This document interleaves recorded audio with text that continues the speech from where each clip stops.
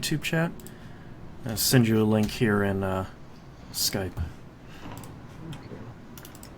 You can pop out that chat. You can pop out Twitch chat at the same time. I still can't find a way to send you an invite to the restream chat. And I actually realized I set it up wrong too. So I set it up under my personal email and not the TVGP one. Because I'm smart. Well, that's much easier. The little dots pop it out. Yeah, like that's a menu. Twitch. Okay, looks like we're live on both. I can't even. Okay, so Knobs and I, just a minute ago, were reminiscing about. I guess when was it? Early 2000s anime music videos. When there was a website. Aluminum Productions. Remember that one? So I just pulled up. Aluminium. Golden Boy. AMV set to what is that song even called in? It's Man. Yeah, from Orgasmo, I think it is. From Orgasmo, yeah. You're a man. The video that I that made me want to talk about this on the air is someone made a video for Naruto based on Ninja of the Night from Sifl and Ollie. Oh, that is brilliant! I really wish I could just send these to you. I'm a ninja.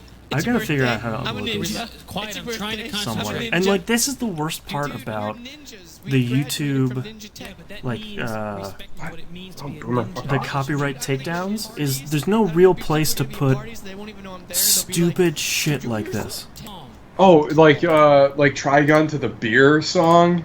Yeah, I have what do I have here? Trigun to System of a Down's Sugar, which couldn't be any more of a 2005 sort of thing. That's him. What is the single-handedly reduced a city of 1 million people to ashes. This video is at a Bash the Stampede is just over that what's hill. the size on this? I think it's like 240p. How big is this file size? It's 30 megs. Oh, it's not a petabyte? Yeah. This is one of those anime music videos where they have the characters singing along to the song, which is always a classic. There were some of them that were really good. Wow, what was that one that was with Serial Experiment Lane? And it was that Nine Inch Nails song. Van Halen Right Now. Big O Men in Black .mpeg. That's a great one. Everclear's The Swing for Evangelion. All these things. Limp Bizkit's Faith. That was a good one too. Here's a great classic: Ava and the "Was Up" commercial. What's up? Remember, I had that Super Friends one that made me laugh every time. The Super Friends one was great. Wonder Woman comes in. What's up? What's up? Well, it's Shinji's dad. Just what's up? No. Good God. Here's a classic: the DMZ of DMX's "Up in Here." Up in Here with the Dragon Ball Z. Yeah, just that one fight scene. Yeah, that was from what, the 12th movie, I think it is. Something like that. Yeah. I remember every time I say that, I cannot get here. Y'all gonna lose your minds up in here. I still remember the quality of this clip being outstanding back then. And now it is in a smaller window than your Skype window is. No, oh, remember the one for November Rain and yeah, what was that? That was an Ava. Excel Saga Hotel California teaser. Or no, or maybe that was Live and Let Die. Maybe. God, what a Excel perfect Saga. song for Ava. Golden Boy with Bicycle Race. That seems a natural pairing. Study. Yeah, where is Cowboy Bebop living in the fridge? There were a couple good Cowboy Bebop ones, if I remember right. Yeah, I have Living in the Fridge Beatles Yesterday, which is pretty good. Weezer's Only in Dreams, which was actually a really good one, I remember. Does anyone do this stuff anymore? Let me see. Anime music videos. AnimeMusicVideos.org is apparently still up. Holy shit, it looks the same. This is incredible. Anime Music Videos official site. Oh Holy my crap. God. Who is still paying for this hosting? It's gotta be cheap at this point. Let's just search for Cowboy Bebop. By... God, can I even sort this? Is that how old this site is? Star Wars Boy 90 puts up a video called Cowboy Bebop, I Hurt Myself Today.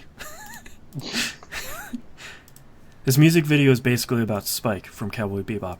It's a music video totally dedicated to him. There are clips from the Cowboy Bebop movie and miscellaneous clips of Spike from Cowboy Bebop. No. You know what started this whole thing for us was MSI bitches with Pokemon. Introduced us to anime music videos and bitches. This little Pikachu. Bam, bam, bam, bam, bam, bam. God, this site. Hold on, I gotta see if... I bet there's just a ton on YouTube now. Yeah, I'm looking at YouTube right now. Video. There's a bunch on Vimeo. Our safe spot. Vimeo. All-time best and greatest anime AMV playlist. 5,000 videos. Well, I know what I'm doing for the rest of my life, I guess. Oh my god, there's one for Linkin Park and Berserk.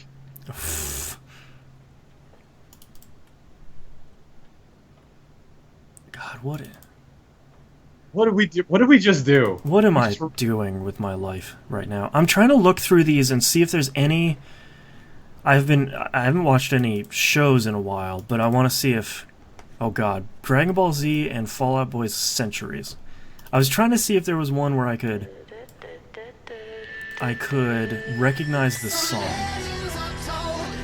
Something like 1080p. Yeah. This is probably coming over the stream. Maybe not. This is maybe not the best crafted AMV. 2.5 million views though. No big deal. Oh, all this stuff is like 2000 rock. Like, oh. No, just let the bodies hit the floor. Alright, you want me to type that in AMV? No. But remember for a while there, that was like every gaming video, like, it would be a Call of Duty and it'd be, you could just tell, like, as soon as it start, it just that, let the bodies, it's like, nope, I'm out. Like, yeah, as soon as you heard that whisper, like, even that song comes with Pandora, I skip it. I cannot hear it again. Let the bodies, nope, I'm out. Nope. 3 words in. I know it. That, and even would, like, sometime when, Stupefy would come on, like, out of all the Berserk, all the Disturbed songs, would start your, well, here, well, it's like, I can't, no. I like some of your stuff, Disturbed, I can't be with you right now. Dude, some of it's great! Yep. Oh my god, this one's the Puddle of Mud. Ugh. Oh god. I'm just going through now and seeing if I can find, like, the... Here we go. Bleach and Breaking the Habit by Linkin Park. What site are you on? You're on YouTube? Yeah. I just searched anime music video. Alright, let me see. I can put on you. Oh no. Why do I always pluralize this? I always YouTubes? put the YouTubes when I search it. So this is the best part about this video is not only is it atrocious quality, the lyrics to Breaking the Habit are on the video. They're like hard-coded. When does this... Uploaded March 15th, 2007. Great. Oh my god.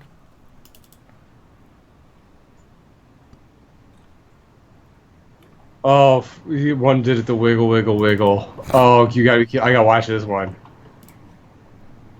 This is Oh, results about 4.1 million. Yeah, we're doomed. Yeah. All right, I'm gonna try and find one more ridiculous one, and then I'm done, so we can start recording this. All right, now I need to do Golden Boy. I need to rewatch this show. Yeah, I wonder if it still holds up. Someone did it inside of you? Are you kidding me? Are you kidding me? It's so perfect. It's so good. White nerdy, that's perfect. That's really good.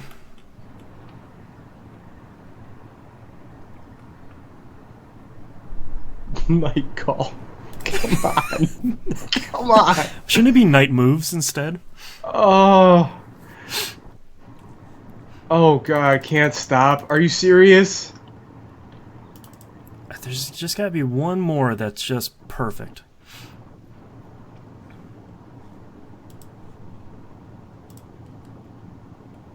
A lot of shows I've never seen before. You know, there's a show I've been meaning to check out. Tokyo Ghoul looks kind of interesting. Is that the one we were talking about the other day? Like last week, maybe? No, that was Corpse something. Oh, okay. I keep meaning to check out One Punch Man. One Punch Man's an old show, isn't it? It's a couple years old now, yeah. Oh, did I? No, One Punch Man's been around forever with the anime. Or not the manga. Oh, probably, yeah. I forgot to tell you. Like Baki the Grappler? Yeah. I was watching Cartoon Network the other day, and did they bring Toonami back? Like, at nights? I think so. Because it was... I heard that dude's voice out of... Like, I wasn't even paying attention. I heard that dude's voice. Who, Bloom? Yeah, and I look up, and I see the robot for, like, a frame. And he's taller. Is he? Well, good for him. He grew up. And then I see them, like, promoting they're going to show One Punch Man. I'm just like, did they bring it back? Here we go. A violent music video uploaded 9 years ago to Korn's Dead Bodies Everywhere. September 9th, 2006. This video contains graphic violence and should be viewed by everyone. Sure. Oh boy, this flashing. Boy, anime used to be real bloody. Still is. Yeah, that's true. For such a conservative society, like, I always find that crazy. Yeah. You know, only repressed people think of tentacle porn. That's true. Okay, I gotta bounce out of there. Otherwise, it's just gonna be 3 hours of us watching AMVs. Hello to everyone in chat. How is everyone doing today? I need to shave. I'm looking real fluffy. Oh, did I tell you Ryan Pratt of TVGP fame friended me on Instagram? Sorry. That was... A dog attack? That really hurt. Sorry. Ryan Pratt of TVGP alumni, okay. He friended me on Instagram. Really? He lost all of that weight. Yeah, he looks great. Yeah. I saw him on Facebook not too long ago. I haven't heard from him since he left the show. But I'm not on Facebook, so I don't hear from people. No. Even I'm on Facebook. I don't hear from anyone really. Yeah. Just kind of keep on keeping on. Yeah. I cannot change the size of this window. It's driving me a little crazy. Which window? The YouTube chat. Oh, really? Yeah, won't let me adjust it. That's weird. I agree. Oh, remember how I've been having problems with Pamela not recording our calls? Mm-hmm. Apparently it's broken. YouTube updated their API, and Pamela isn't working correctly. Their recommendation is to... We're on like... You try turning it off and on again? No, we're on like version 7 point something. They recommend going back to like 6.21. And I'm like, no. And I went to their website. They haven't updated the program in like a year and a half. It's like, guys, come on. This thing isn't free. Let's get to stepping. Alright, you ready to start this thing? There doesn't seem to be anything I want to play that's coming out next week. Well, there's 2 things on there. Well, 4. Never mind. Most of that list. Well, I mean, I don't own a third, so it doesn't really matter. Yeah. I miss it. Man, we used to have a lot of fun with the DS, man. Yeah. The problem with the 3DS is like the small one is too small, and the big one, the resolution is kind of wonky on the screens. It's weird. Why wouldn't they just go up in scale instead of changing the aspect? I don't know. Nintendo. Because that just Mario. The Mario. I know what we'll do. We'll mess up the aspect ratio and make it look real fuzzy. We're gonna make it 6 pixels wider and 2 taller. Right. Perfect. Value. Nailed it. Now it's truly XL. That's right. Whoop, whoop. Yep. Down with their kids. Okay, you ready? Oh no, Nellie's stuck in my head now. Uh-oh.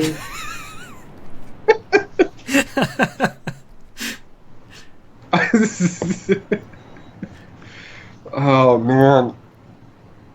Oh. I'm a big fan of your work and the rest of the Saint Lunatics. Just thought I'd let you know. Saint Lunatics. Do you remember that? Yeah. His crew, the Saint Lunatics. I still remember that.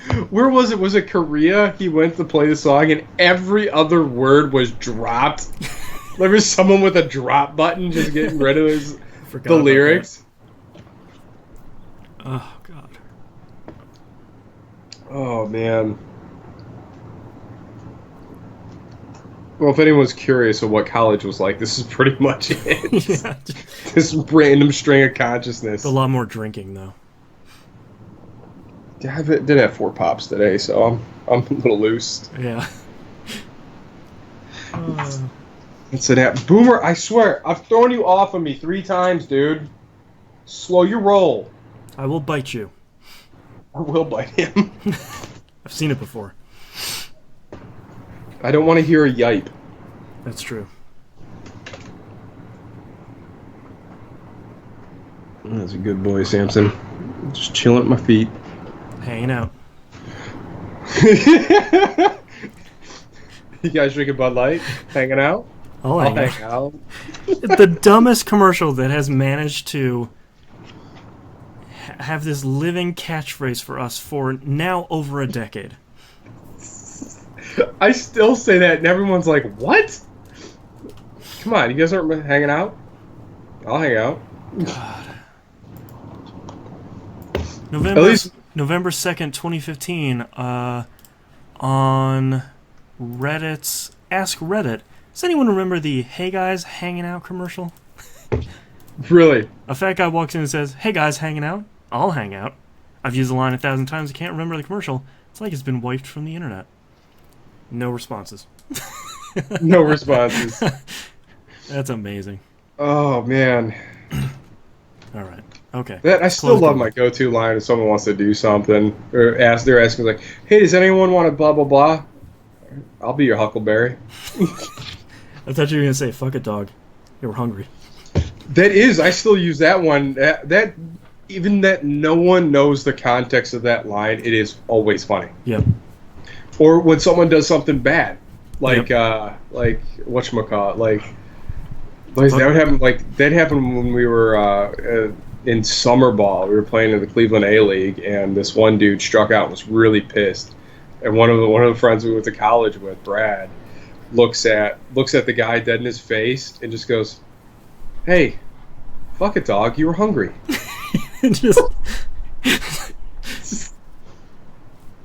I use that all the time. Someone fucks up at work.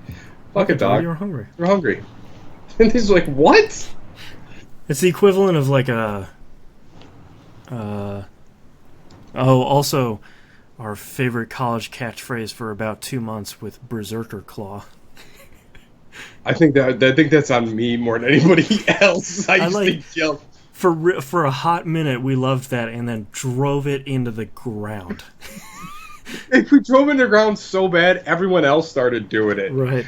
And then we're like, dude, we gotta stop. And then immediately it was just like, please stop. I think, what's his name? Jeremy, I think, sent me a message on Facebook, and it said Berserker Claw, and I was just like, oh. That's so 2005. Was that really that memorable? Is that what you remember of me? Is that my legacy? Is that what it's going to say on my tombstone? Just Berserker Claw? Oh, man.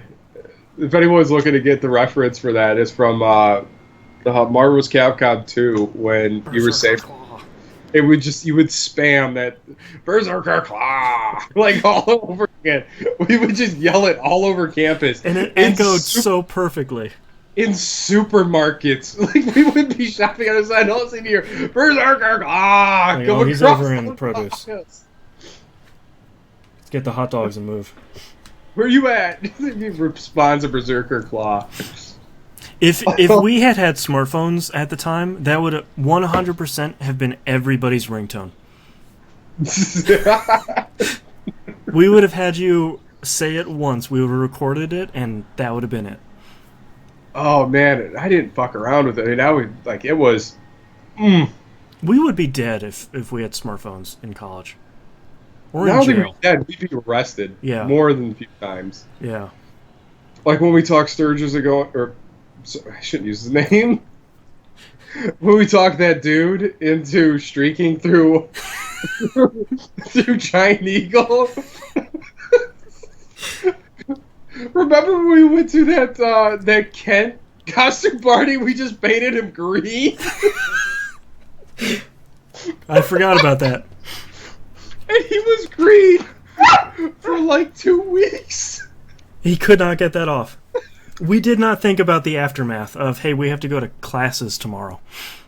Oh, we came, I remember we still had beer in our backpacks when we were in classes. Even though as crazy shit we did, we always went to class. Yep. I remember kicking over his book bag and spilling beer all over the classroom because he lost the cap to his 40 and used a 20 ounce and it didn't quite sit. We were in psychology, and all you hear rattling bottles, and then the very distinct all of a sudden, the teacher's just like, "What? Get out! Let's go!" Oh, that was so good. All right, it is 3:00. We need to start this thing.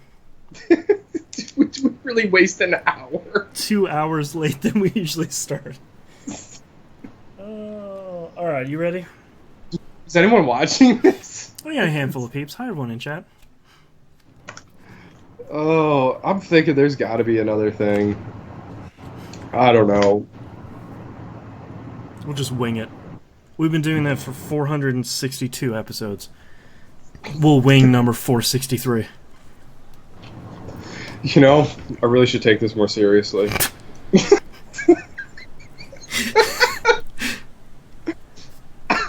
2007 TVGP Blast from the Past. Oh, man. God.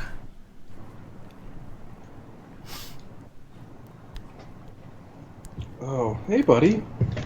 What you doing? Is he giving you the old gargoyle stare? You gonna stretch a little bit? Yeah. What's that, buddy?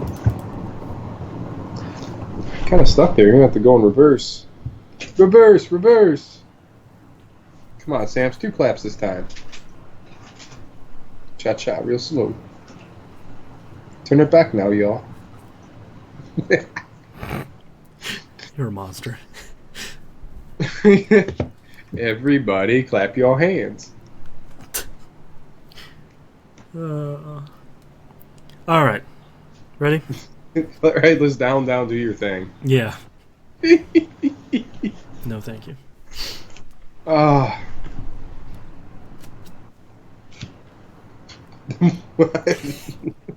Alright, starting in 3, 2. As soon as I start. Starting in 3, 2, 1. Welcome back to another episode of That Video Game Podcast. I'm your host, Boston. Joining me, as always, is Knobs. Hey-o. Let's just dive right into it. Knobs, what have you been playing this last week? Alrighty, it was a super busy week. I don't know about yours. Yeah, yes. Very much I've been trying to play as much analog games as I can lately. Nice. Doing a lot of golf. Well, the season's waning down, you know? I know, I only have a finite window to really enjoy the outdoors. Yeah. And I do enjoy it, even though I am horrible at golf. I love it so much. You gotta do what you love. She's a fickle mistress. So, Monday Night Game Night, rolling back Battlefield 4 again. Yeah, we have a good old time shooting our friends. Yeah. That is the best way to put that. Yep. I think we started off with, we started playing the night missions, the server that Donnie picked up. Because we're all arguing about which game to play, and we just settled on Battlefield 4. He's like, well, who's picking a server? Donnie's like, oh, I'm in a server. I'm like, okay, so we all join Donnie's game, and it is hardcore night operations. Great. So, friendly fire's on, 100%. There's no mini map, crazy amounts of bullet drop. Donnie, come on. So we play 2 or 3 times, or two or three spawns, and I got killed by Donnie's Claymore 3 times. Because with Donnie just, as soon as he spawns, he drops a Claymore. Automatic. Friendly fire, dude. I was like, Donnie on your... Donnie on your 6. Oh my god, he killed me with your Claymore again. I know where you live. But, yeah. So that ended up not being well. But, we ended up jumping into a few more Conquest maps, and, man, just having a good old time. Yeah. Broke out the sniper rifle a little bit. Not as good as I used to be. I am able to steady the gun a little bit better with the hold your breath with the Elite controllers. I think it's a stronger click. Because I had a problem with the vanilla controller, let's call it. Sure. Is that it was really sensitive, and I would be wobbling a little bit. It has just enough dead zones that you can hold it straight down. Another mark in the win column for the Elite controller. Do enjoy that controller. It's every time I pull out the old one, I'm like, it's just... You're just not as good as the Elite. It's not you. Well, it is. Yeah. And it's me. It is. It's a bit of both. A little column A, a lot of column B. I expect better precision. But no, I enjoy it, and I think Tom Gamer, I think, is the one that's been wearing his out. Wow! He actually, I think he has found it has some automatic pull to it now, and that's the worst. Not happy about it. Oh man, is there a warranty program for that? There would have to be, I would think. Yeah. If you drop 150 bones on a peripheral, you got to have some sort of support with that thing. Yeah, on a controller. It's not even like it's a headset that has 7.1 surround. It has the best mic you've ever heard. It's got a preamp or anything. It's a controller. Right, and it's designed to be used. Yeah. I guess we play more than the average folks, I guess. I don't know. You have to think about people that are competing for something like Call of Duty or Halo. You have to think they play a pretty considerable amount. Maybe not every day, but regularly. And everyone loves that controller, so... Yeah. Maybe you just gotta bum one. That'd be even worse. Yeah. That would be pretty bad, but, whatever. Yeah. So we did end up playing that again. I think we ended up playing that either Friday night, I want to say. Late. I mean, we were up to probably 1-2 bells. Yeah. Playing Battlefield. It's 2012. Yeah. It doesn't matter. But yeah, I am getting excited to jump into Battlefield 1. I did not play the beta this last week because I'm kind of media dark on it right now. But that is definitely something I'm going to pick up, and it could go with a flip of the coin. I don't know whether I'm going to love it or hate it. Yeah, at least they're trying something different.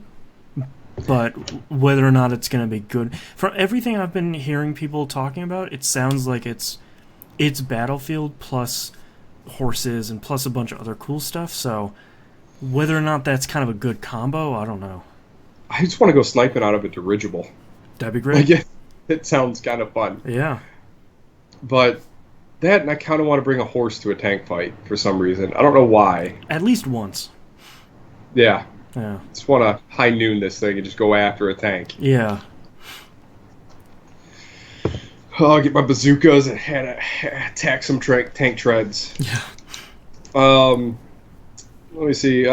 Still working on my conquest of Nonstop Night. I finally unlocked the last Ram guy. Yeah. I think his name is Arthur. Okay. Hey, he's alright. He has a charge attack. He's no undead log. No, he's no floating log of death. Yeah. Even though I've been using the purple dragon. No, the blue dragon. The blue dragon, the one that gives me 10% reduction in my skill set. I find that far more advantageous than anything anyone else provides at this point. Yeah. So I'm just pounding my way through it, getting up to level 220 pretty easily now. I think I'm going to make a really good push to get to 240, get my extra multiplier. I think it should be times 15 on my tokens. Jeez. And then I can maybe clear 300 on a run. 300 tokens.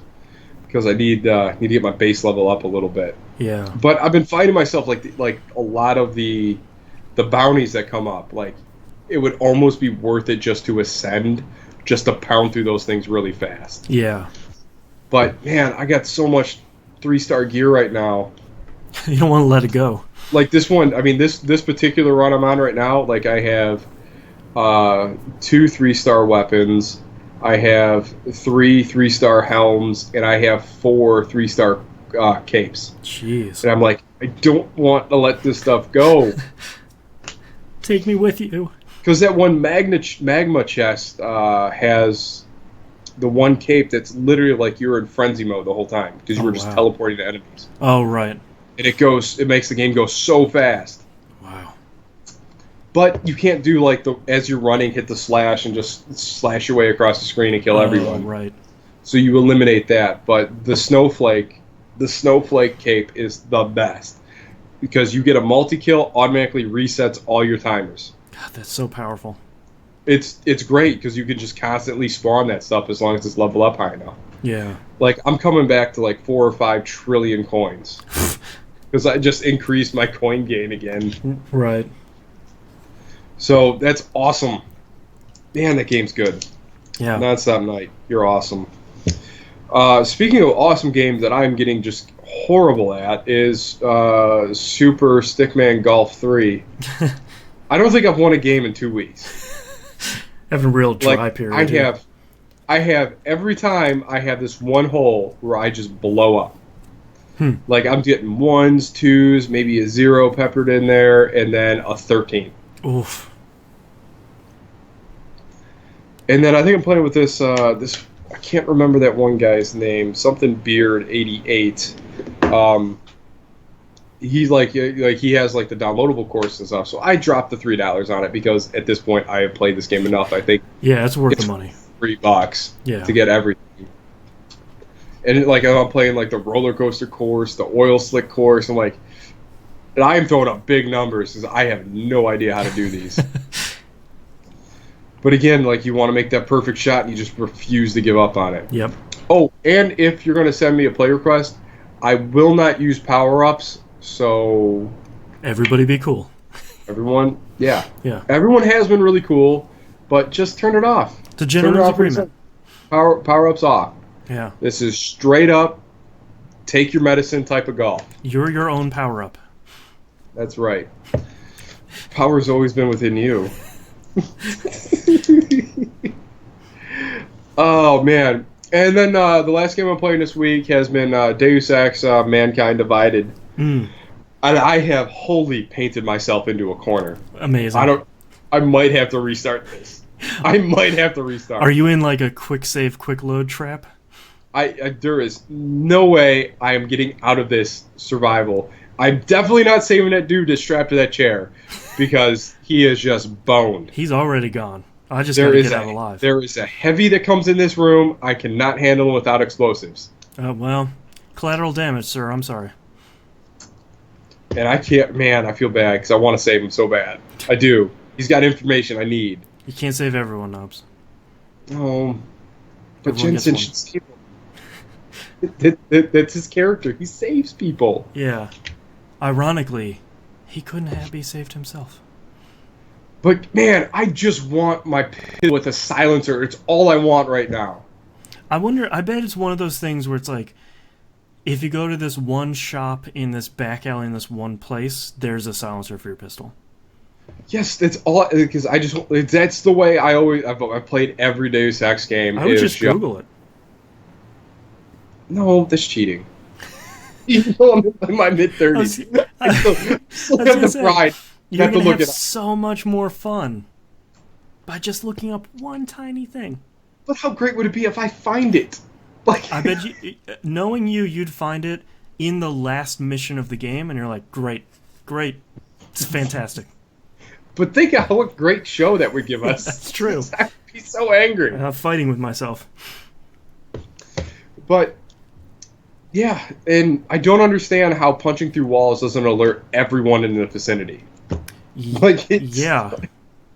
Like, I've been punching through walls left and right, and, like, But I punch a wall, quietly. there's a dude on the other side, I'm like, okay, just gonna hop over here and chokey McChoker, send yourself out.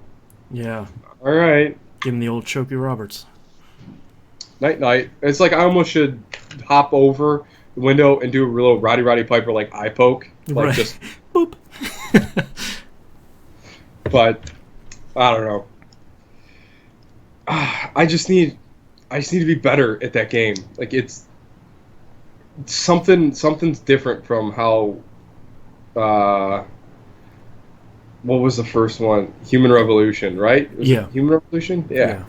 How that one played. And I think it's because I don't have a silencer on my pistol. Yeah, like that. The first one clicked with you pretty quickly, and this one seems like it's not that it's bouncing off of you completely, but it's a struggle. Yeah.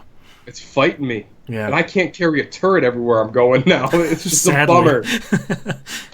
Yeah, so we were talking about that with, I think Tom Gamer, we were talking about different ways and like how he was playing it, like no kill runs and stuff, and you know he had like accidentally turned on a turret and killed someone and blew it up on him. Mm-hmm. And I was like, dude, just pick up the turret and carry it everywhere. Yeah, He's me like, and my if I'd friend have played Turrety. that game, if I'd have played the game like that, you gotta have way more fun. I was like, yeah, it's pretty awesome.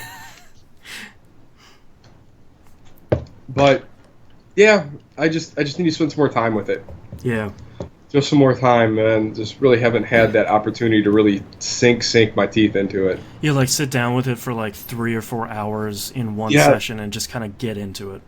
Yeah, like that game needs chunk of time and momentum. Yeah, like that's the one thing. Like I feel like my momentum continually gets broken during the course of playing the game. Yeah, I haven't got the thing where I'm like, oh my god, I gotta explore everywhere. No, I just gotta keep moving forward. Yeah, but gotta read everyone's emails. There's a vet here. Where does this go? Yeah, I don't know. Anywhere. I'm in Gollum City right now, and I don't know what I'm doing here. Yeah. Other than trying to rescue these people that I keep killing. Like, just the poor little dude. Yeah, I just killed your dad in the other room. I am so sorry. He said some mess about some Augs though, and he had to go. It wasn't even on purpose. Nobody like I called think me that one, like that one, it autosaved past where after I killed him, so I have no chance to go back and save him. So Oops. I see the couple guys in the room, it's like perfect grenade shot, and they're walking the guy in handcuffs. I'm like, no. Took out all the bad guys. Sorry, little Susie. Sorry. But yeah, and the AI seems a lot better in that game. Like if you're moving boxes around and making a ruckus, they will investigate. That makes a lot of sense. It's like, don't worry about it. This is just rustling. Rats, man, they're everywhere. Yeah, it's rats Gollum moving City. boxes. It's totally normal. Oh, but that is pretty much it. I mean, like I said, it's just been a real busy week and just been outside a lot. I have been playing a lot of Destiny. I think I talked about it last week where I'm working on the Moments of Triumph for year 2.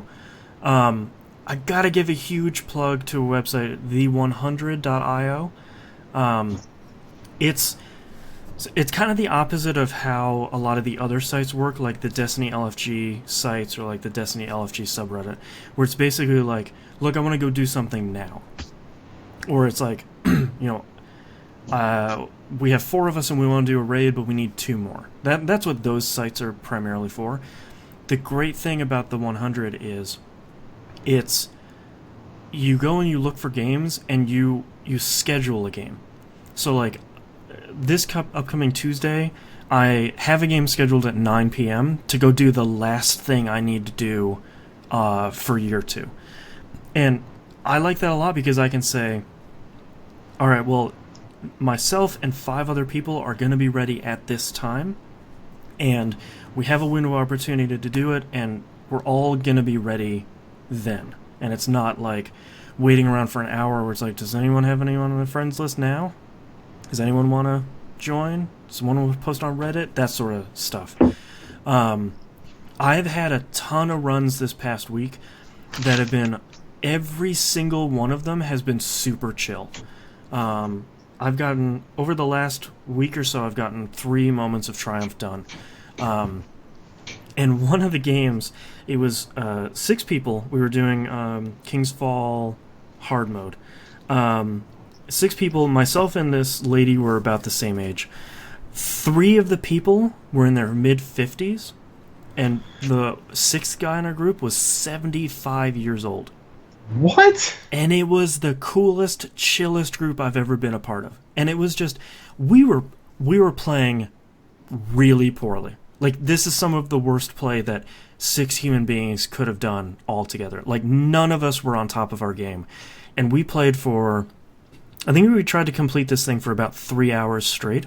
And we were wiping, sometimes we would wipe almost immediately as soon as we'd start the encounter. And the encounter itself can take, like, the final boss can probably take about 10 minutes if you're kind of on top of your stuff. And it couldn't have been a better group of people, because every time we would wipe, everyone would be like, okay, well, that's fine, we'll get it the next time, everything's fine. And someone would come up and be like, hey guys, I'm sorry, that was my fault, I didn't do this thing right, or I missed this thing, or something went wrong. And we're like, okay. You know, we could feel like everybody was kind of continuing to learn something about the encounter as we kept going on. We didn't clear it, but it's every time I have gone onto a group on that site, it's always been a really cool collection of peeps. Nice. And that's like everyone's participating the right way. Yeah, and like the thing that I hate the most, and I got into a group like that earlier this week, I think it was on Tuesday, where like the problem with that raid, and I've talked about it before, and I'll talk about the next raid in a minute. The problem with King's Fall is it's so mechanically demanding. Like the final fight, there are 6 people, and every single person has a specific job. And you have the one thing you need to do throughout the entire encounter, and if you don't execute perfectly, the whole group wipes. And when it comes together, and it comes together perfectly, it feels so good. Like it's this machine that worked together, and you executed flawlessly, and the boss is dead, and the raid is over, and you get your loot, and everybody's happy. A lot of times when you're doing these pugs, these pickup groups, you take a couple of fights to get in sync with the rest of your people. Like most people that are running in a raid group have the 6 people that are running every Tuesday, and like everybody has their job, and everybody, you're talking about other stuff while you're fighting. You know, everybody's kind of been in sync over the last couple of months. So it's kind of an expectation that you're going to wipe a couple times as you get used to, oh, this group uses these callouts for the plates instead of these ones. Okay, I know what to do now. Or like, oh, this guy prefers to do the running of the relic this way instead of this way. Okay, all right. And you kind of get all the pieces in place, and eventually you succeed. This group, this guy was flagged as a Sherpa, and he wanted to lead a bunch of people through the hard mode raid. The first time we wiped, he started blaming people. And like your job as a Sherpa is supposed to say like, okay, where do we fall down? All right, we'll get it next time. We're getting further. We're learning. It's like you're supposed to be a little bit of a cheerleader. And like the more and more and more that we wiped, we were getting further and further. The more that we kept wiping, the more pissed off he kept getting. It's like, dude, we don't know each other. Like, you have to... And we eventually cleared it after only about an hour, which is really good. But it was this really frustrating experience where it's like, I have this whole site of chill people over here, and you're kind of being a D-bag. If you can just bring it down, that would be super great.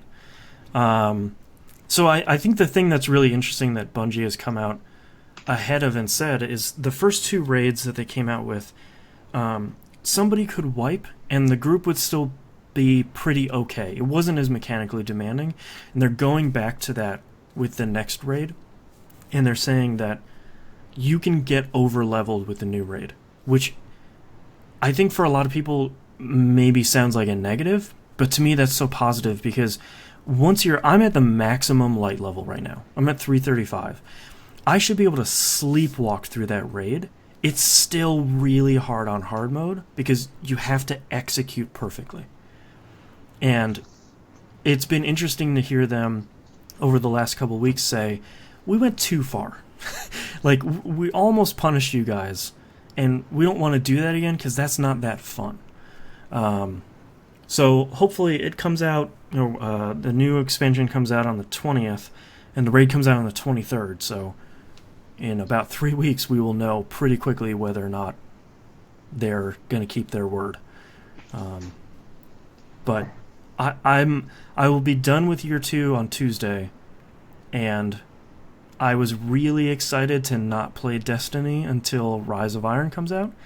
And then they said, hey, don't forget, before we come out with an expansion, we always have something crazy the week before. And it's like, great.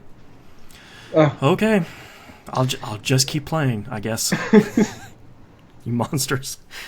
But I play Destiny every day, at least for about a half an hour. I usually knock out the heroic PvE and PvP stuff.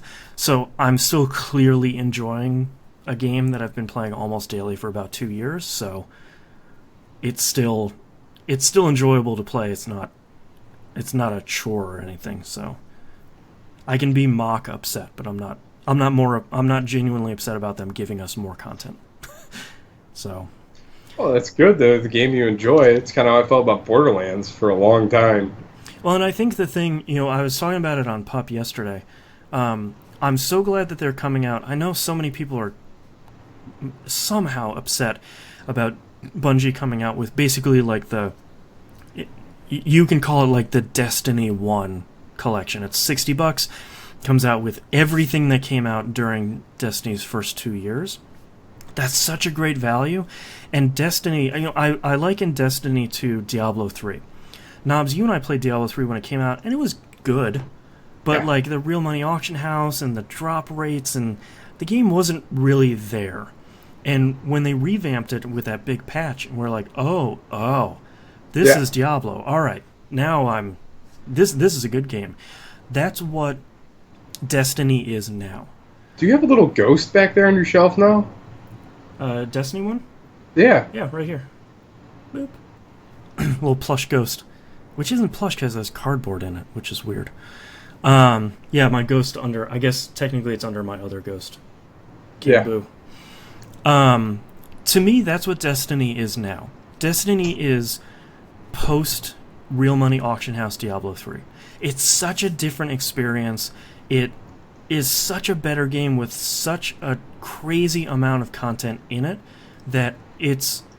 I know a lot of people played when Destiny came out, and like you and I, a lot of us got to the end and we're like, well, that's the end. Okay.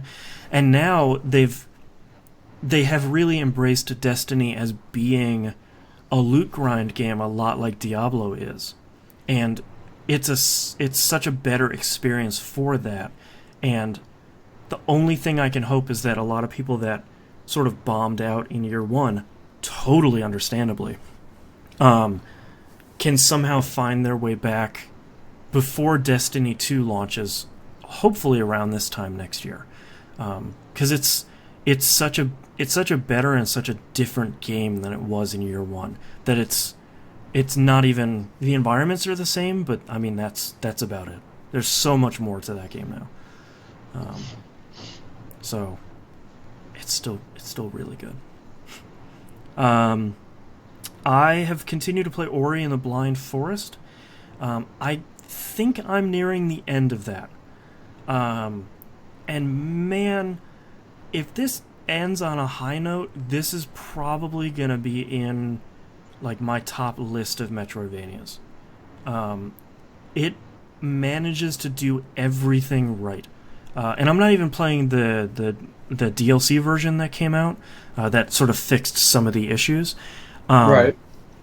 But it's so good. Like the skills I've gotten over the last week are basically you can grab onto a wall and climb it up instead of having to do like triangle jumps or this sort of jump where you jump off the wall and grab back onto it. I grabbed this giant feather, so now I can sort of float and I can kind of ride air currents, which has made some really good puzzles.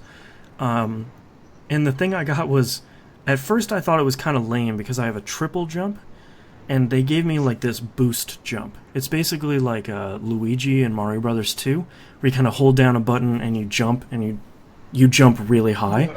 Right. I was like well, jump and release. Yeah, it's like, well, that's kind of lame. But when you start going through, they've been really good about giving you skills and then giving you a really fun puzzle to solve with that skill right away. And then right after that, combining it with a bunch of different skills. Right away, they're like, you climb and you hold onto this wall, and it says, okay, now hold the opposite direction on the wall and then jump. And basically it shoots you off of the wall. And I was like, oh, well, that's way more interesting now. It's so good. It's not only a great game that controls really well and it's beautiful and the soundtrack is great, it has a surprisingly solid and a surprisingly touching storyline to it, which is not what I would have expected when I started a Metroidvania. Because it's usually like, go to this other place, get this weapon to kill this boss. And there's actually, your character has a really cool story that sort of the whole game is revolving around. And sort of chasing down and getting chased by the main enemy is really, really good. So I really wish I would have played it when it came out, because it would probably be a top 10. Which, by the way, I was thinking about top 10 yesterday, thinking it's September. What have I played this year? Oh man, I don't even know where my list is even going to start. Yeah, I have most of my games in my notebook here, but you know, what am I? I don't even know. 2016 is going to be a kind of a tough year for top 10 lists. And last but not least, I've continued to play Witcher 3 Blood and Wine, the DLC. I don't have anything else to really say about it other than it continues to be really great. I tweeted about it earlier today. How can I talk about this quest on this show? A quest popped up called Goodness Gracious Great Balls of Granite. And what? It said, I got it on like a mission board, and it said, and a local artist needs your help in only a way that you can resolve. And I was like, okay, let me go talk to this guy. And there is this statue that he was standing in front of, and there's some really great editing to blur out the man bits. And he's talking about how loved this statue is, and if people rub that area, they get good luck. And then the main character is like, okay, but what's the problem? And in this one frame, the guy steps back, and everything down there is missing.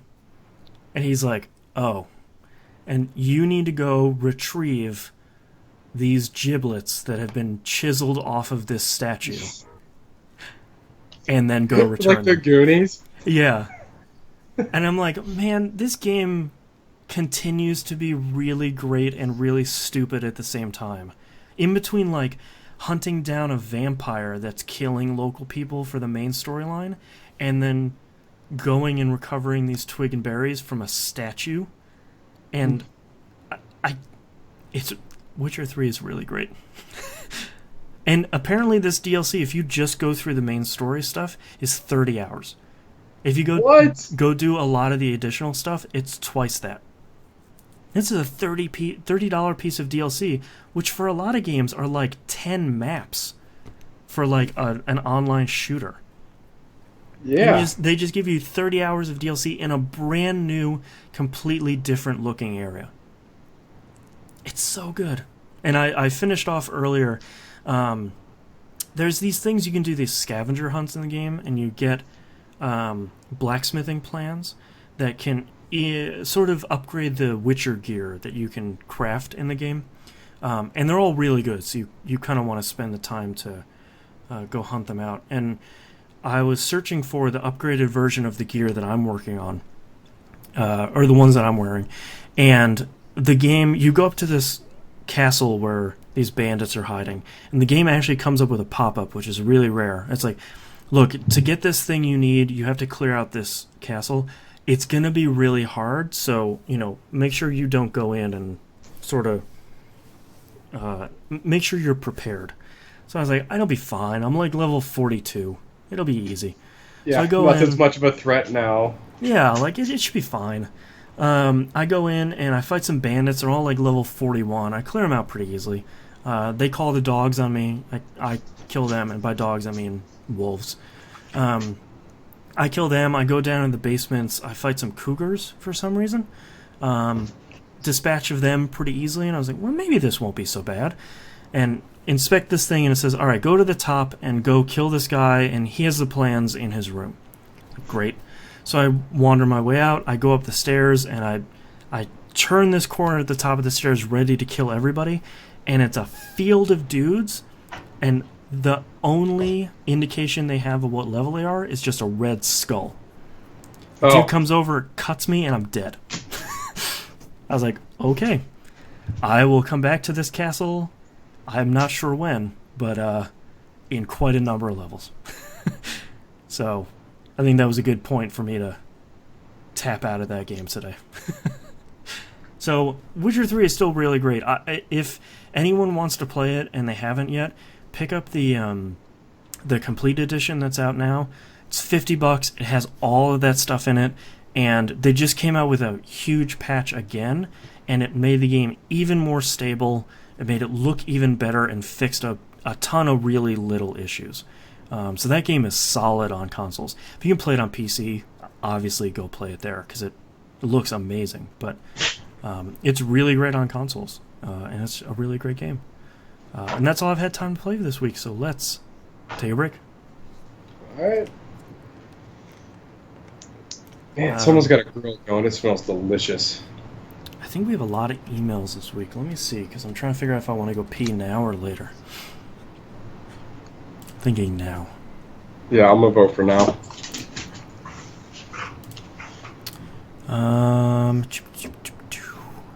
Yeah, we have a lot of emails this week. Good. All right, I'll be right back. All right. Oh my God! Really? Jeez. All right, just gonna put something on screen here real quick.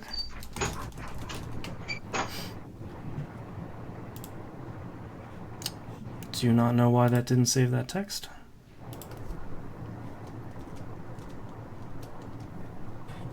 It's gonna look real weird on stream. As I resize this. There we go. Alright, I'll be right back.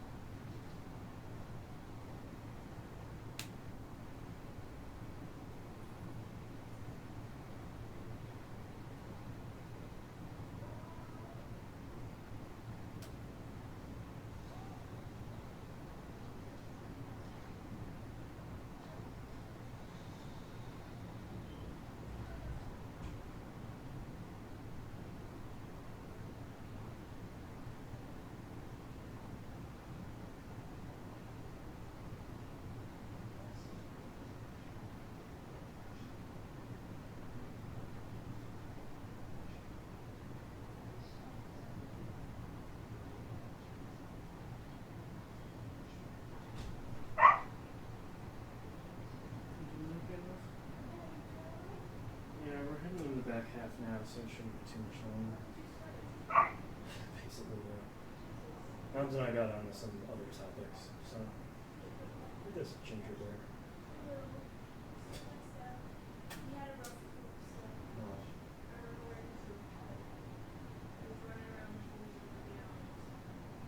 Might be in the poops.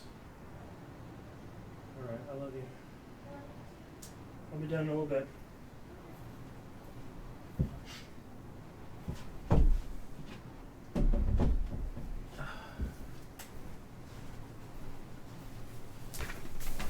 Alright. Hey there, Dimebag. Bathroom break is over, so I can delete that. Somehow.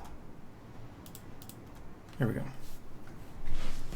Let's see if I can open the window now. There we go.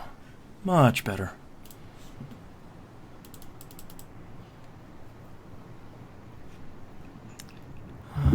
Okay. Got show notes. Just need to wait for... There we go. Speaking of the devil and his dogs. Ugh.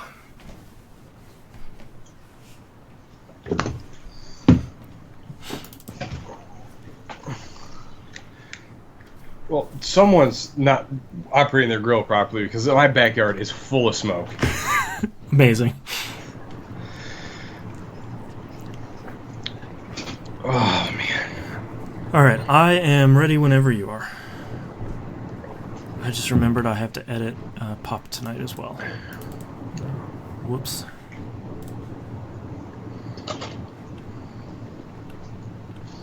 How's the weather? It's 70 and beautiful outside.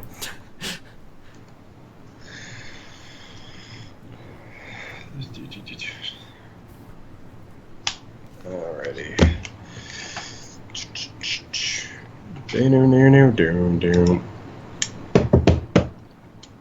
Alright, ready?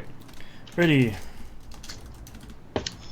Alright, ready in 3, 2, 1. Welcome back, everybody. We got releases this week for September 5th. Jeez. Rocketing right along. 2016. Mother Russia Bleeds for the PC. This is kind of a cool... I don't know if you've seen this game, but it's kind of... if you would take Streets of Rage and combine it with the style of Hotline Miami, just like the graphical style. That doesn't sound bad. Yeah, it's kind of a classic... I think it's co-op, but it's a side-scrolling beat-em-up. Nice. That seems pretty cool. Needs to be more of those in this world. Yeah, I'm hoping that's going to come to consoles later. That would be pretty nice. All right, The Legend of Heroes, Trials of Cold Steel 2 for PlayStation 3 and Vita. I probably don't have to tell you that's an RPG. Yes. If there's more than 3 words in the title, it probably is. Yeah, I haven't played the first Trails in the Sky game, and this is like 3 games later, so I couldn't tell you anything.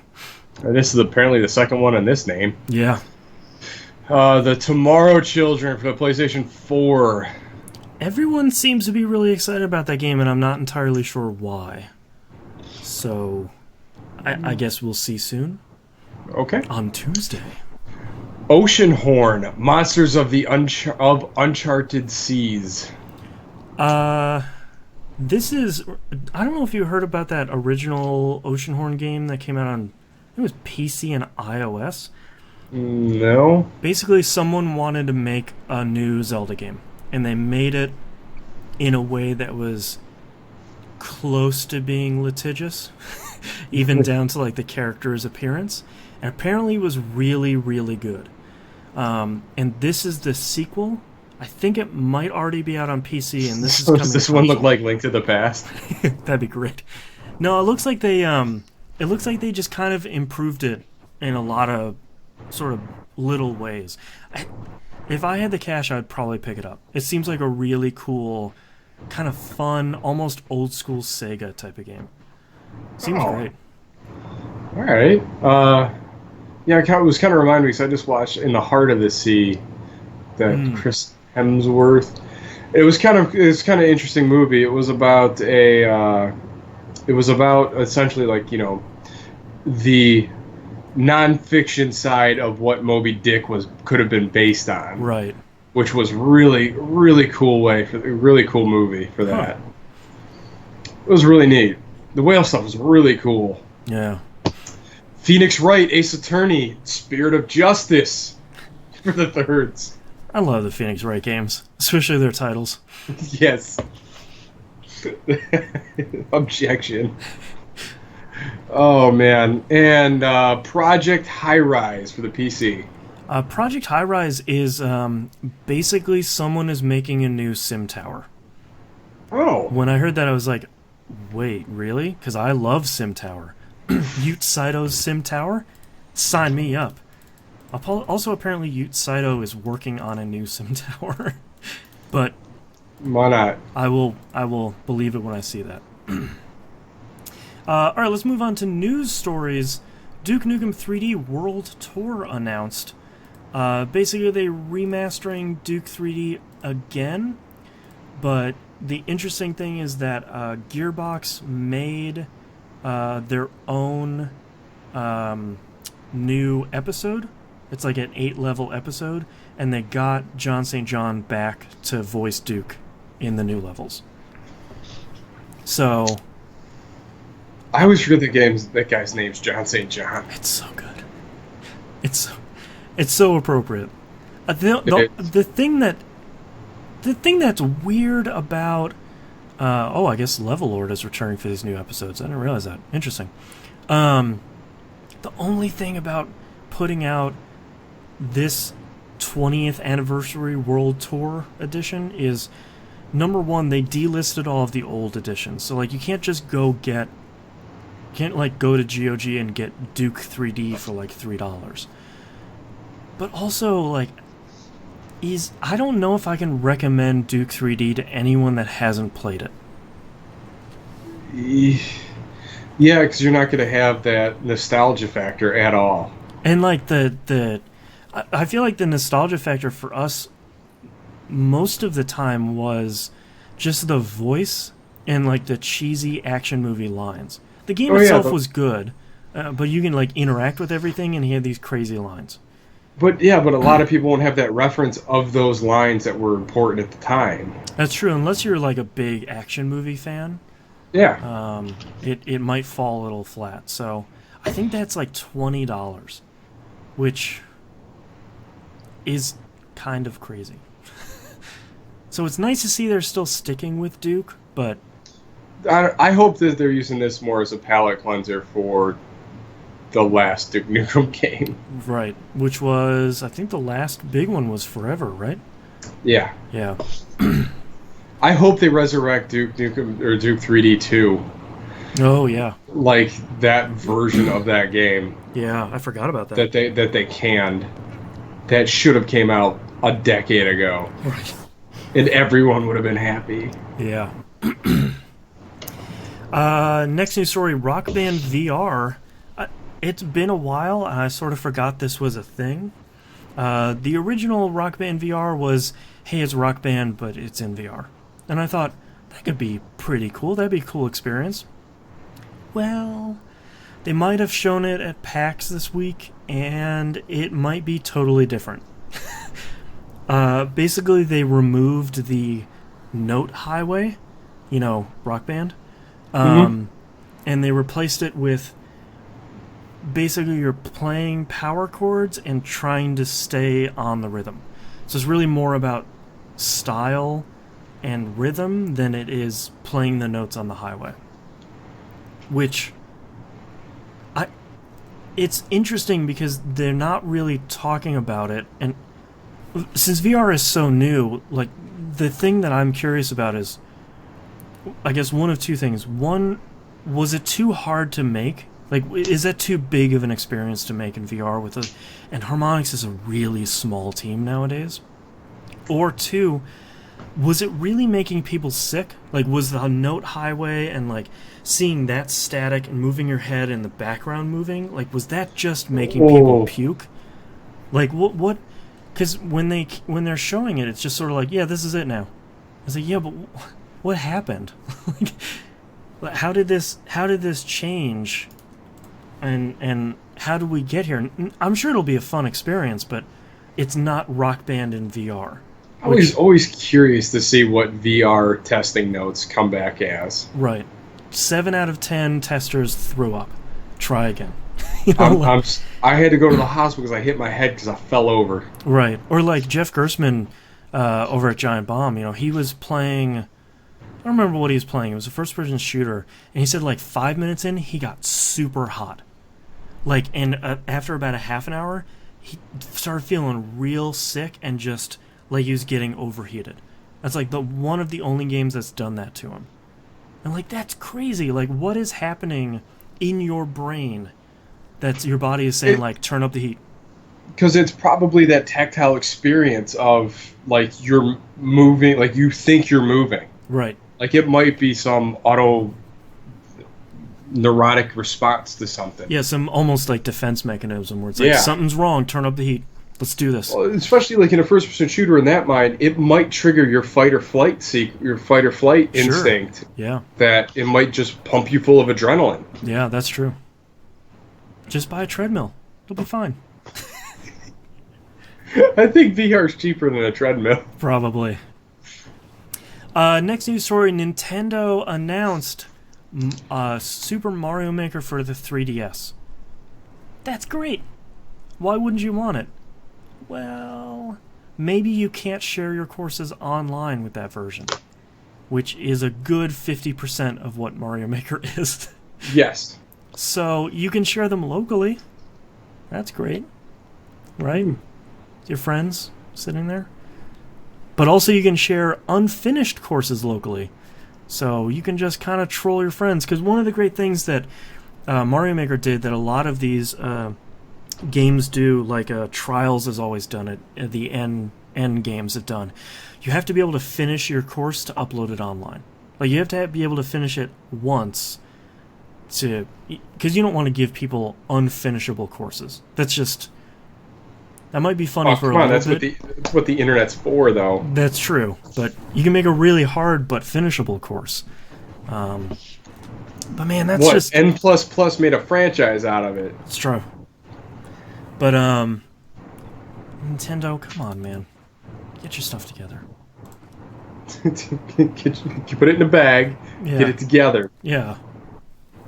Next news story, I think we talked about this, God, it must have been like 2 years ago now, where Lindsay Lohan sued Take-Two, saying... I completely forgot about this. Yeah, she was basically saying if anybody doesn't remember this, basically Lindsay Lohan, there's the famous GTA 5, there's like a lady in a swimsuit, and she has like the victory sign going. Yeah. And she said, well, that's a lookalike. I guess the character's name was Lacey Jonas in the game. Oh, that was a paparazzi mission, right. She said, well, that's my likeness, and the game unlawfully exploited her, quote, signature peace sign pose, end quote. Yeah. Thankfully, a judge ruled this week, no, they did not use your likeness. That's just a blonde lady. And in the mission, they are just satirizing famous people. So they're not making fun of you specifically. They're making fun of all famous people. And satire is illegal. Right. And honestly, that is one of the missions I remember from GTA 5. It's not really Lindsay Lohan. It's just a famous celebrity. It happens to be a train wreck. Right. It's any of them. So if you identify with the train wreck that's in that game, sorry. Yeah, I hate to tell you, a joke might be on you. Sorry. Gears of War 4's Horde mode has finally been unveiled, since it's coming out pretty soon. Horde 3.0 has been premiered. I still don't know how to feel about it. It is now class-based, because apparently it's 2016, the year of class-based multiplayer things. I think it's interesting because you have a bunch of classes: sniper, engineer, soldier, scout, or heavy. And apparently the engineer has a gun that can basically transmogrify, make a thing right where he is. Transmogrify. Yeah. Nice. Thank you. You can basically Nice. make a thing right where he is. You know, a gun or a placement or something like that. I feel like of any of the games that have been announced lately that have classes in them, I feel like Horde mode could be the most suited to it. I don't think it's a home run when I read about it where it's like, oh, finally, perfect. But it's... I think it would. I think it fits. I think it fits good, but it also doesn't because that's not what it was.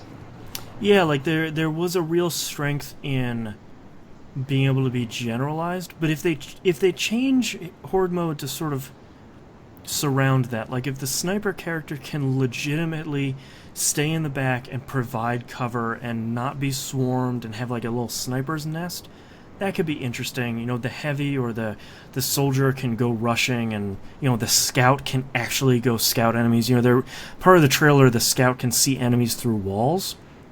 So you know they're supposed to go up. They're supposed to sneak behind enemies, call out where people are. That could be kind of interesting, but I feel like the whole experience has to be tailored around that. You can't just carry, you know, Horde 2.0 straight forward and say, no, you have classes.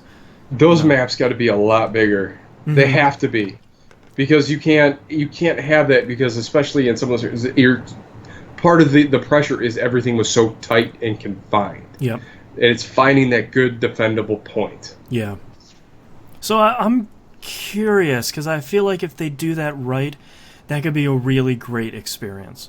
And if they do that wrong, then it might be worse than not putting it in there. Yeah. Because then you have just this Horde mode that's staring at it, and it's not fun. It's not a great experience. Next news story, I forgot this was coming out. Assassin's Creed, the Ezio Collection.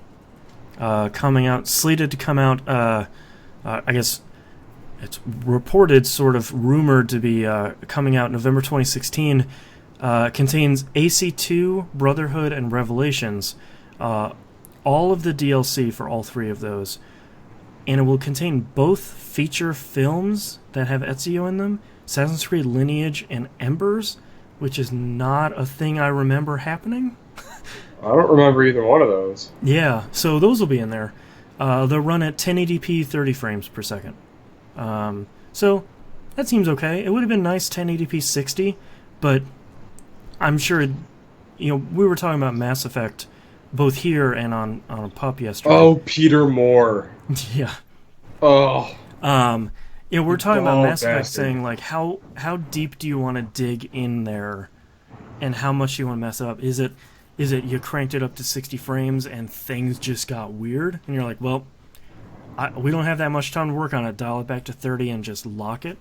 That's probably not that bad. AC2 was not a game that performed super well. Any of those games were not games that performed super well on the 360, so having them locked at 30 is probably not the worst thing in the world. You know, I might be okay with playing those again. It might have been long enough.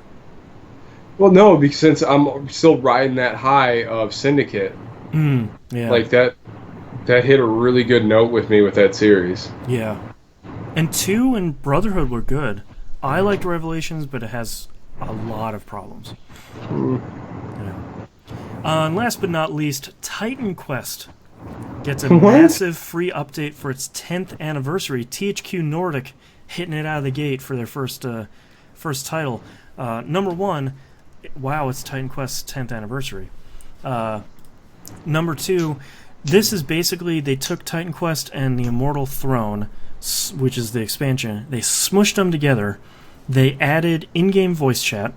They support way more resolutions. They put dozens of new heroes and bosses. It has Steam Workshop support. They fixed the multiplayer. They rebalanced it. They put brand new AI in it. And right now it's on sale for $5. Or if you're like me and you have Titan Quest already, you already own it. It's already free. It's already free.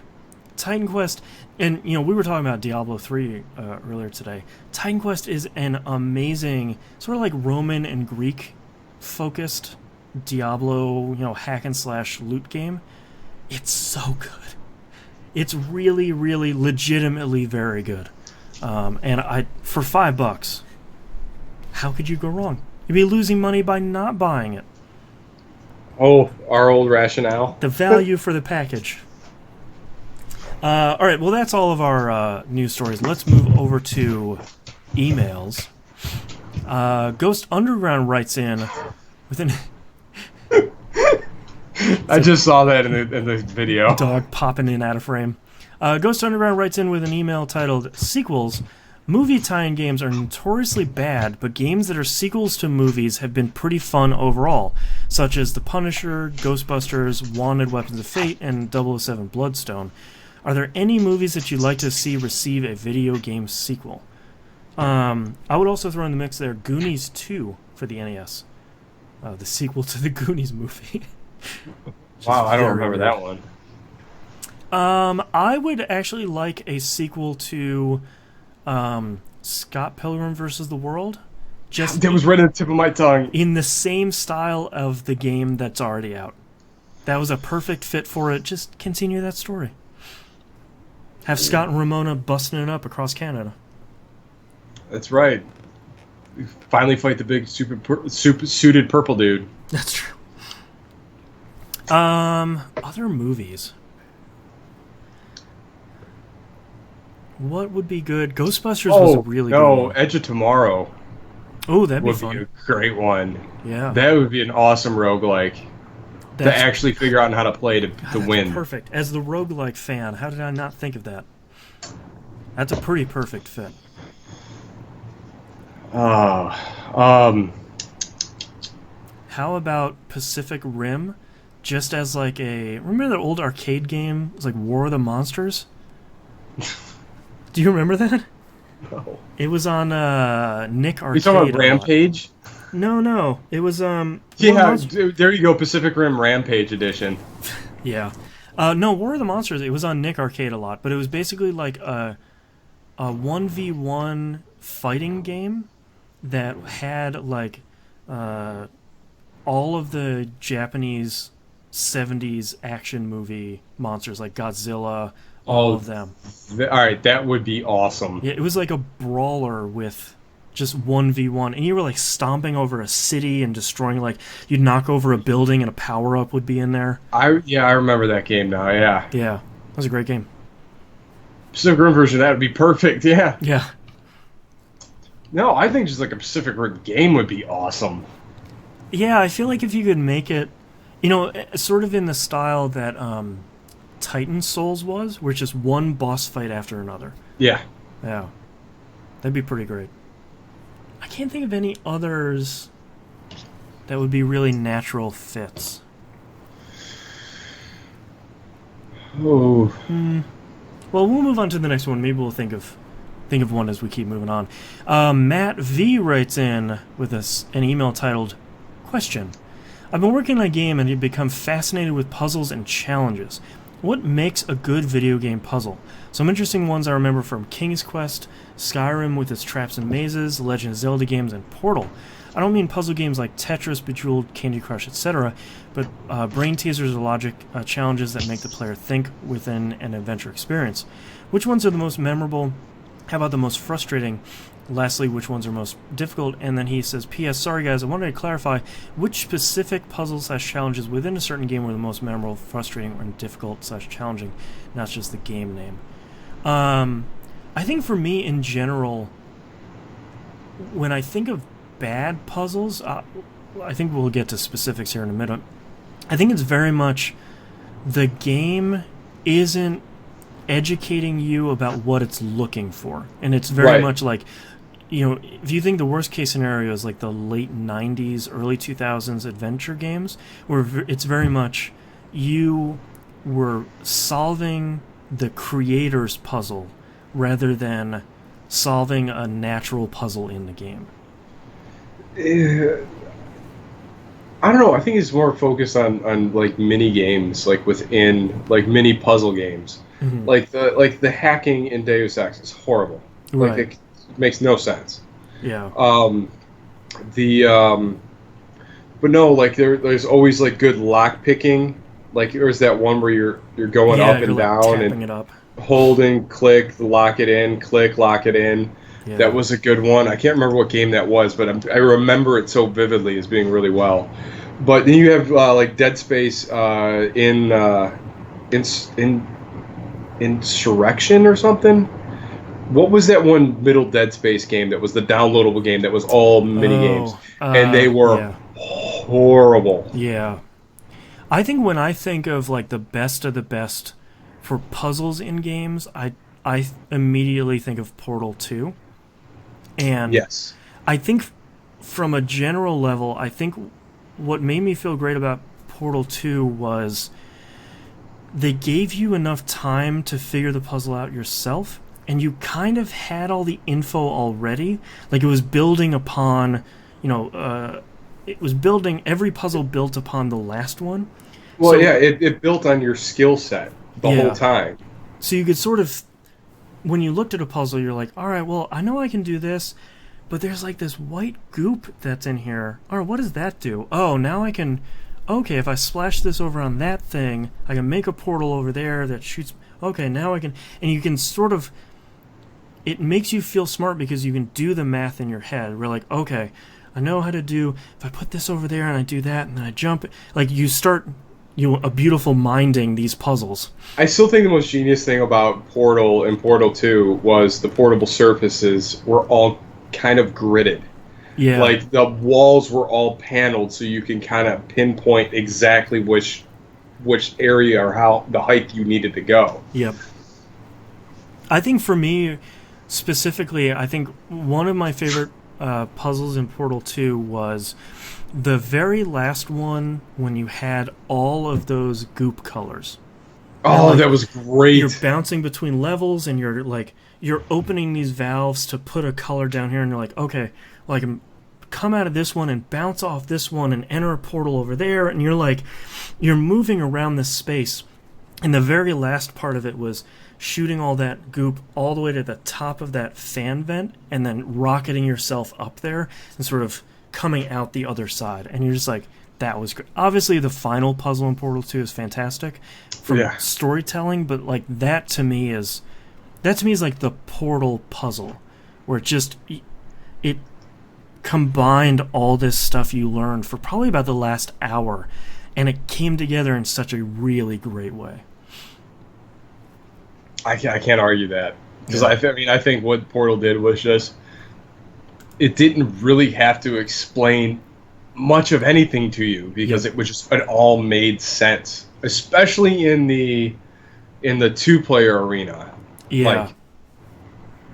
I thought that was just fantastic. Yeah, Portal's so great about just letting you experiment with there being Science. Yeah, and there's like no downside. There's no fall damage.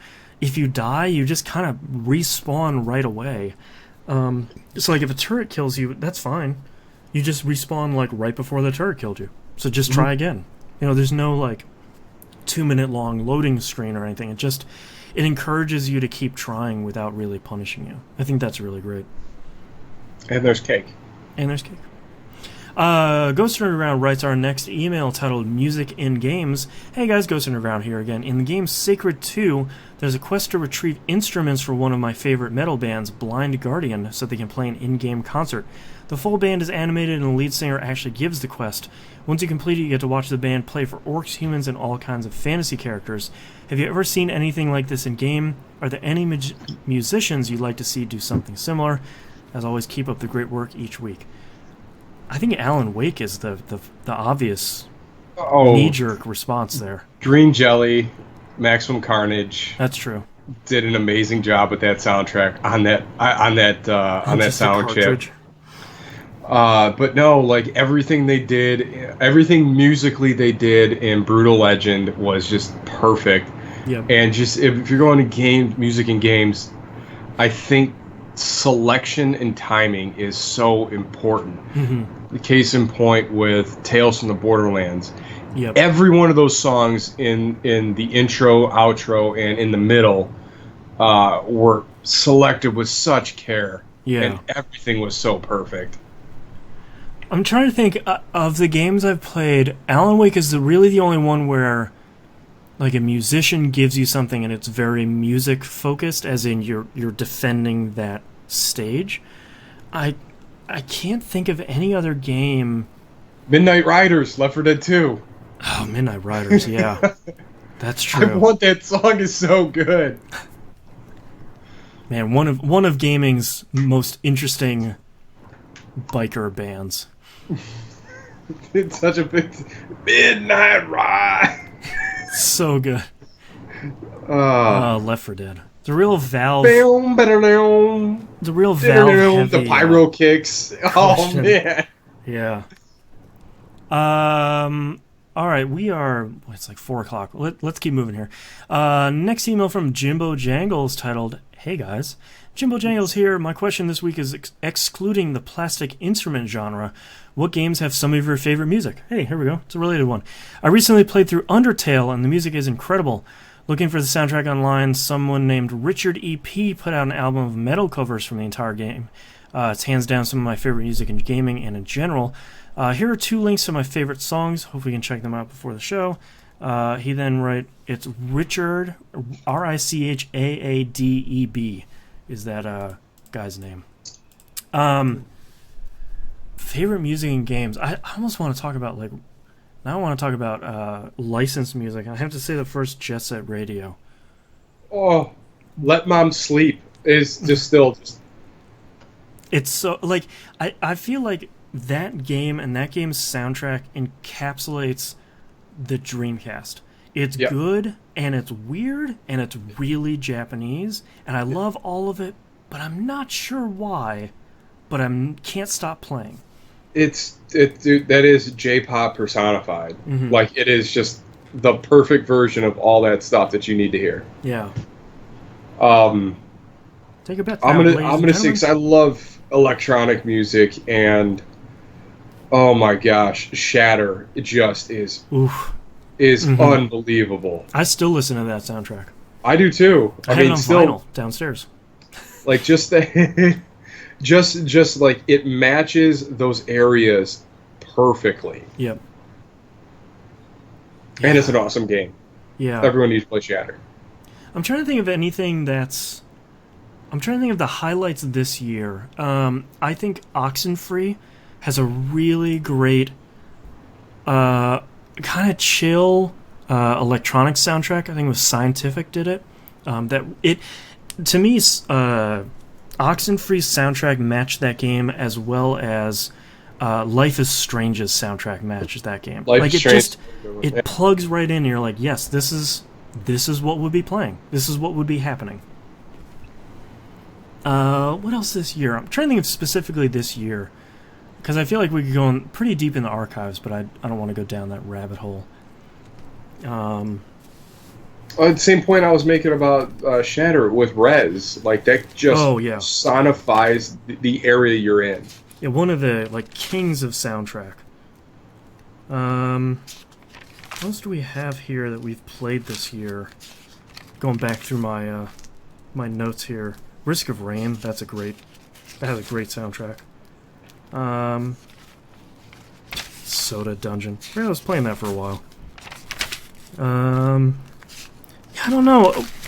I really liked your recommendation of the Borderlands, Tales from Borderlands. Well, because that's like, even with, like, if we're going to score, I mean, like, it just, like, it's chosen with care, and just it personifies the emotion they're trying to get across through song. Yep. Like, and there's like 10 different amazing songs across 5 episodes.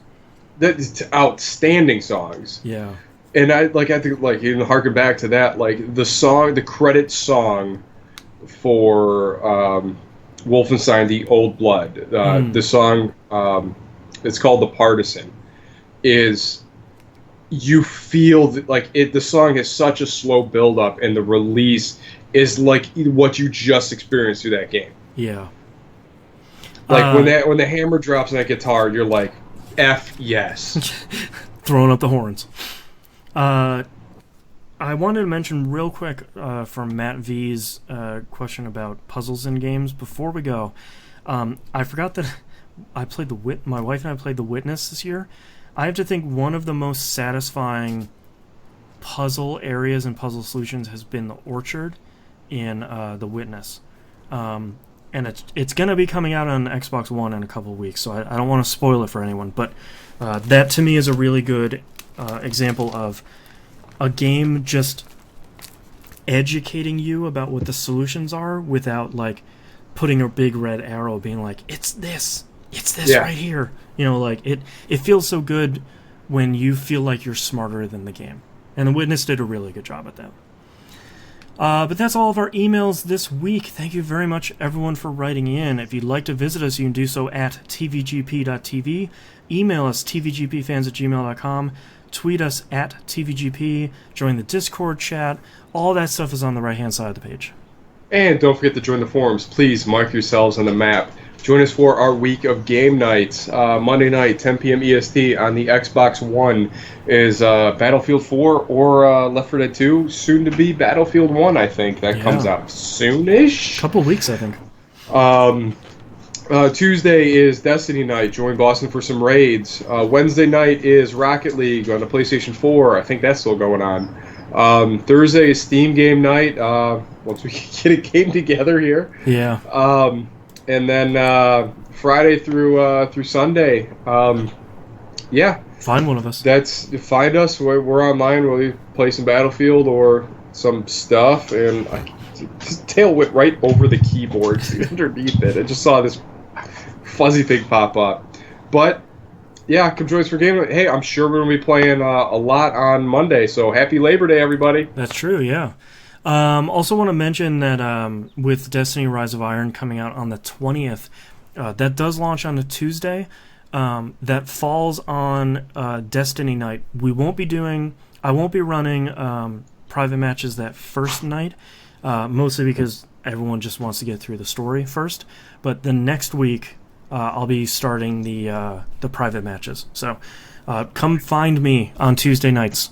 And we'll play something. We'll shoot each other in the face digitally. Scratch my nipple. Oh, jeez. And don't forget, this month's Game Club game is the Saboteur. My copy finally came in, so now I can start this guy. Socket. Yeah, exactly. So don't forget to pick that up, start that, and we'll be recording that at some point. I don't know when. And this show you can watch live, twitch.tv/U1N1 Network. You can watch us. Our username on YouTube is That Video Game Podcast. You can watch us live in both places. We'll see you all next week. Laters. Oh, not yet. Not yet. Hold on. That. 2 seconds. I have one. Oh, okay. I have VR cheaper than a treadmill. I had to write that down. All right, I have 4 other ones. She's a Fickle Mistress. Rammy Ram Guy. You're Your Own Power-Up. And Me and My Friend Turrety. My friend Turrety. I kind of like that one. And then VR cheaper than a treadmill. Oh, man. I wonder if that's a real response to VR. Like this, it would have to be just the sensory input. Yeah, for a lot of games, that's what I'm hearing. Is like if it's not done right, your body just starts freaking out because you're sitting there or you're standing there, and then things are happening in front of you, and it doesn't match up. Any of these titles you feel strongly about? I like Turrety. I think that's a funny word. Sure, Turrety. Alright, starting in 3, 2, 1. This is That Video Game Podcast, episode 463 for September 5th, 2016. Me and my friend Turrety. Come on, buddy. We're going to be tight. Psychonauts. Alright, thank you very much, everyone, for watching. Appreciate it. I can't see anything. We'll see you next week. Wash out.